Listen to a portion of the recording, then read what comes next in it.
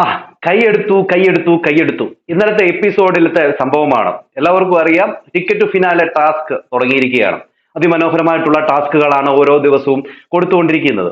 ആദ്യം ലാലേട്ടന്റെ ആ ഒരു വീക്കെൻഡ് എപ്പിസോഡിൽ ഇതിന് ഒരു തുടക്കം എന്ന രീതിയിൽ ഒരു ടാസ്ക് നടത്തിയിരുന്നു. ആ ടാസ്കിൽ വിജയിച്ച ആള് നെവിനാണ്. ഓക്കെ, ആ ടാസ്ക് ഞാനിവിടെ പറയാൻ കാരണം എന്ന് വെച്ച് കഴിഞ്ഞാൽ ആവശ്യം വരും. ഇന്നലെ ബിഗ് ബോസ് കൊടുത്ത വേറൊരു ടാസ്ക് ആണ് കച്ചിത്തുരുമ്പ് എന്ന് പറഞ്ഞൊരു ടാസ്ക്. ആ ടാസ്കിൽ ഇങ്ങനെ പിടിച്ചുകൊണ്ട് നിൽക്കണം. ആ ഒരു ടാസ്ക് ആണ്. ആ ടാസ്കിൽ അങ്ങനെ പിടിച്ചു നിൽക്കുക എന്നൊക്കെ പറഞ്ഞു കഴിഞ്ഞാൽ ഇച്ചിരി ബുദ്ധിമുട്ടുള്ള ഒരു കാര്യം തന്നെയാണ്. അതില് ഈ പറയുന്ന ആര്യനാണ് വിജയിച്ചത്. ഓക്കെ, വിജയിയൊക്കെ കൊള്ളാം, നല്ല കാര്യം. വിജയിയുടെ വിജയമൊക്കെ നമ്മളും ആഘോഷിക്കാം. എന്നാൽ അതിലേക്ക് വരുന്നതിന് മുമ്പ് ഇന്നലെ നടന്ന ചില കാര്യങ്ങളുണ്ട്. ഇന്നലെ നടന്നതിൽ പ്രധാനപ്പെട്ട ഒരു കാര്യമാണ് നോമിനേഷനിൽ ഷാനവാസും ആദിലയും ഒഴിച്ച് ബാക്കി എല്ലാവരും, അതായത് 7 പേര് നോമിനേഷനിൽ എത്തിയിരിക്കുകയാണ്. അതിൽ അക്ബറിനും അനീഷിനും 3 വോട്ടുകൾ വെച്ച് കൊടുത്തുകൊണ്ട് അവർ അവരുടെ പവർ തെളിയിച്ചിരിക്കുകയാണ്. ആദില 3ാമത്തെ ആഴ്ചയും രക്ഷപ്പെട്ടിരിക്കുകയാണ്. നോമിനേഷനിലേക്ക് ആദിലെ കൊണ്ടുവരണമെന്ന് ഉള്ളിലുള്ള മത്സരാർത്ഥികൾക്ക് ഒരു ബോധവുമില്ല. കാരണം അവർ തന്നെ അതിന്റെ കുഴി തോണ്ടുന്നു എന്നുള്ളതിന്റെ ഒരു ഉത്തമ ഉദാഹരണമാണ്. ഈ സാബുമാനൊക്കെ എന്ത് കളിയാ കളിക്കുന്നതെന്ന് എനിക്ക് പിടുത്തം കിട്ടുന്നില്ല. കുറച്ചെങ്കിലും ഒക്കെ ബുദ്ധി ഉപയോഗിച്ച് ഈ പറയുന്ന വീക്ക് കണ്ടസ്റ്റന്റ് ആയിട്ടുള്ളവരെയൊക്കെ പുറത്തു കളഞ്ഞാൽ മാത്രമേ ഇവർക്ക് അവിടെ നിലനിൽപ്പുള്ളൂ എന്നുള്ള ഒരു ചിന്ത പോലും അവരുടെ ബുദ്ധിയിലില്ല എന്നുള്ള കാര്യം സത്യമാണ്.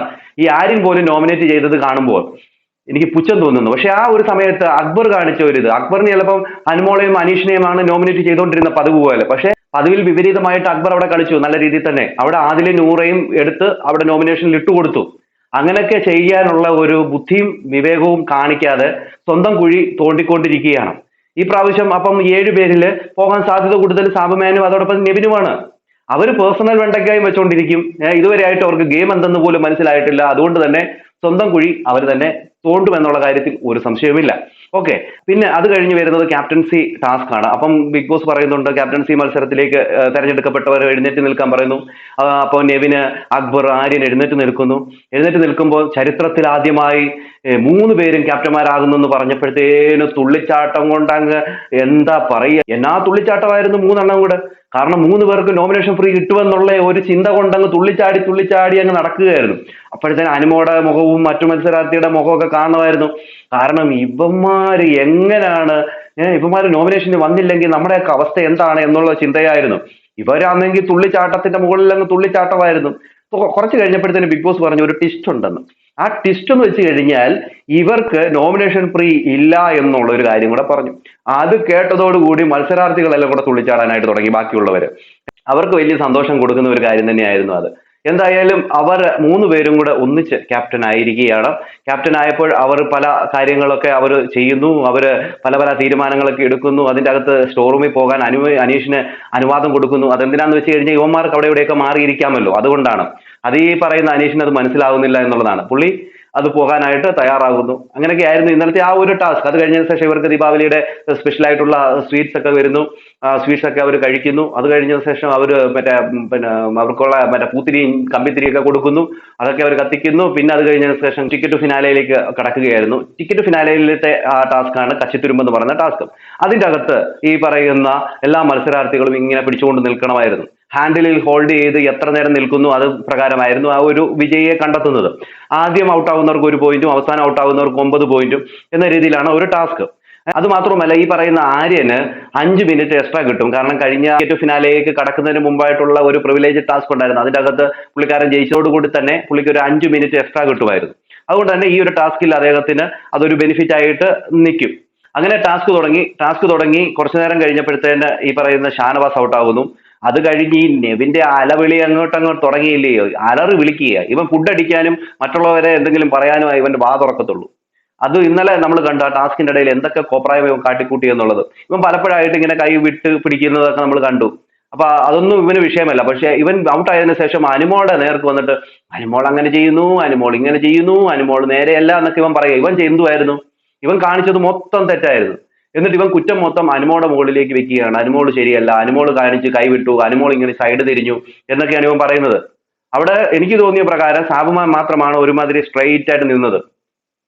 ഒന്ന് കറക്റ്റ് ഇതായിട്ട് നോക്കുകയാണെങ്കിൽ സാബുമാനാണ് ആദ്യമൊക്കെ ഈ പറയുന്ന നെവിൻ ഔട്ട്. അനീഷ് അക്ബർ ഔട്ട് ആകുന്നിടം വരെ ഈ പറയുന്ന സാബുമോൻ അതുപോലെ തന്നെയാണ് നിന്നത്. പിന്നാണ് സാബുമോൻ അങ്ങോട്ടും ഇങ്ങോട്ടും ഒക്കെ ഒന്ന് ചരിയാനായിട്ട് തുടങ്ങിയത്.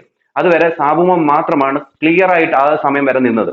പിന്നെ ഈ പറയുന്ന ആര്യം പല സമയത്തും കൈ ഇങ്ങനെ തുറന്ന് അടയ്ക്കുന്നതായിട്ട് നമുക്ക് കാണാനായിട്ട് സാധിക്കും. അതൊന്നും കുഴപ്പമില്ല, ഉണ്ടായിരുന്നേ ബിഗ് ബോസ് അത് പറഞ്ഞേനെ. എന്നാൽ ഇതല്ല വിഷയം. ഈ പറയുന്ന അനുമോൾ ഔട്ടായി. അത് കഴിഞ്ഞ ശേഷം മഴ വന്ന് മൈക്കൊക്കെ മാറ്റി പിന്നെ മൈക്ക് തിരിച്ചിടാനായിട്ട് വരുന്ന സമയത്ത് ഈ ആര്യൻ അനുമോൾ വരുന്നതിന് മുമ്പ് തന്നെ കൈവിട്ടിട്ട് ഞാൻ കൈവിട്ടില്ല എന്ന് പറഞ്ഞുകൊണ്ട് കള്ളം പറയുന്നു. ഇവൻ ഈ കള്ളം പറഞ്ഞല്ലാതെ വേറൊരു സംഭവം ഇവൻ ചെയ്യത്തില്ല. ഇവൻ കൃത്യമായിട്ടും കൈവിട്ടതാണ്, അത് അവൻ തന്നെ സമ്മതിക്കുന്നുമുണ്ട്.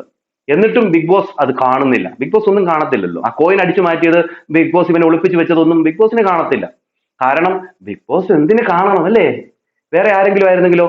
അനീഷ്, ഞാൻ ആ പറഞ്ഞ കാര്യം എന്ന് വെച്ച് കഴിഞ്ഞാൽ, അനീഷിന്റെ ആദ്യത്തെ ആ ടാസ്ക് ഉണ്ടായിരുന്നല്ലോ ലാലേട്ടന്റെ മുമ്പ് വെച്ച്.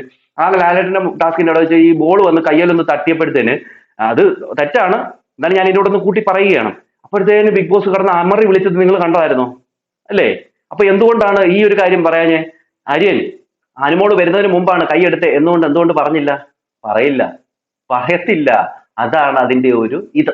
പിന്നെ ഈ പറയുന്ന മത്സരാർത്ഥികൾ സ്ട്രോങ് ആയിട്ട് അത് പിടിച്ചില്ല. ഈ പറയുന്ന സാബുമോൻ ആയിക്കോട്ടെ, നൂറ ആയിക്കോട്ടെ, ഇവര് കുറച്ചുകൂടെ സ്ട്രോങ് ആയിട്ട് അതിനെ വാദിക്കണമായിരുന്നു.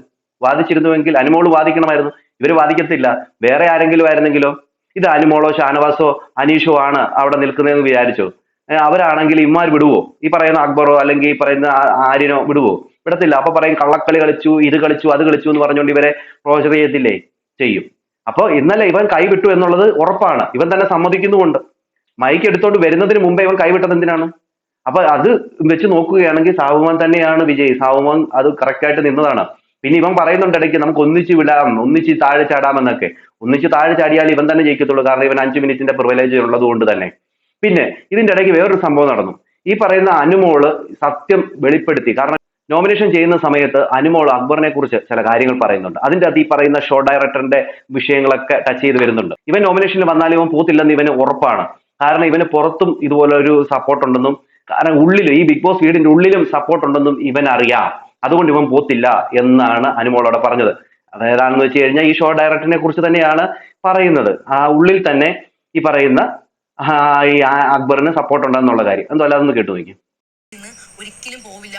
ഒരു വിചാരമുണ്ട് പുള്ളി ഈ ഒരു ബിഗ് ബോസ് ഹൗസ് എന്നുള്ള ഈ ഒരു വീട്ടിൽ നിന്ന് ഒരിക്കലും പോവില്ല. പുള്ളിക്ക് ഒരുപാട് പിടിപാടുണ്ട്, അല്ലെങ്കിൽ പുറത്ത് പുള്ളിക്ക് ഒരുപാട് സപ്പോർട്ട് ഉണ്ട്. പോട്ടെ, ബിഗ് ബോസിൽ പോലും പുള്ളിക്ക് ഒരുപാട് സപ്പോർട്ട് ഉണ്ട്. പുള്ളി കാണിക്കുന്നതൊക്കെ എന്ന് പറഞ്ഞാൽ പുള്ളി ഈ പുള്ളി ഈ ഒരു നോമിനേഷന് വന്നാലും പുള്ളി പോവില്ല എന്ന് പുള്ളി തന്നെ പുള്ളിയുടെ ഫ്രണ്ട്സിനടുത്ത് പറയുന്നുണ്ട്. അതാണ്, പുള്ളിക്ക് നല്ല പിടിപാടുണ്ട്. ബിഗ് ബോസ് വീടിന്റെ ഉള്ളിലും ഉണ്ട്, പുറത്തും ഉണ്ട്. അത് കൃത്യമായിട്ടും അനുമോൾ മനസ്സിലാക്കി. അനുമോൾ അത് പറഞ്ഞു, ചുണക്കുട്ടിയായിട്ട് പറഞ്ഞു. പക്ഷെ ഒരു കാര്യമുണ്ട്, ഈ കാര്യം എവിടെ വന്നിട്ടില്ല? എപ്പിസോഡിൽ വന്നിട്ടില്ല. അതങ്ങ് കട്ടി ചെയ്ത് കളഞ്ഞു. എന്തായാലും അക്ബറും ആര്യനും എന്തും ചെയ്താൽ അത് നല്ലതാണ്, പ്രോത്സാഹിപ്പിക്കപ്പെടേണ്ടതാണ്. പക്ഷെങ്കിൽ അനുമോള്, അനീഷ്, ഷാനവാസ് ഇവർ ചെയ്തു കഴിഞ്ഞാൽ അത് പൊറുക്കാൻ പറ്റാത്ത തെറ്റാണ്.